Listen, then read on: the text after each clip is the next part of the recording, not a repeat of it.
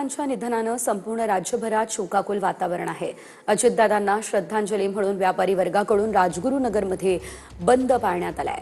अत्यावश्यक सेवा वगळता शहरातली सर्व दुकानं, बाजारपेठा बंद आहेत।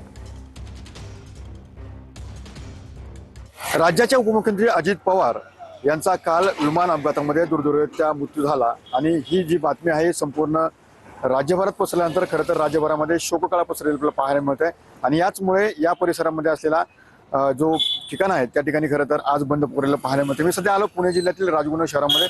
खरं तर उत्तर पुणे जिल्हा हा अजितदादा पवार यांचा बालेकिल्ला मानला जातो आणि तिला प्रचारासाठी जात असताना या विमानाचा अपघात झाला आणि या अपघातामध्येच अजितदादांचा खरं तर दुर्दैवी मृत्यू झाला आणि या मृत्यूनंतर खरं तर पाहिलं तर संपूर्ण राज्यभरातील जे नागरिक असतील त्या नागरिकांमध्ये हळहळ व्यक्त केलेला आपल्याला या ठिकाणी पाहायला मिळत आहे।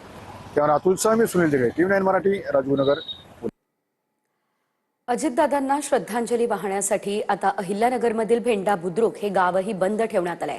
सर्व व्यवसाय व्यवहार बंद ठेवण्याचा भेंडा बुद्रुक ग्रामपंचायतीने निर्णय घेतला। भेंडा बसस्थानक चौकात सकाळी सर्व नागरिकांनी श्रद्धांजली अर्पण केली।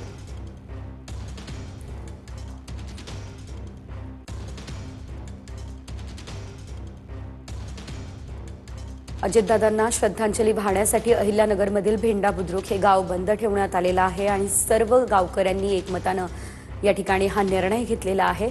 अजितदादा परत या असा टाहो या दरम्यान पाहायला मिळाला आणि हे संपूर्ण गाव आज अगदी शांत दिसत होतं।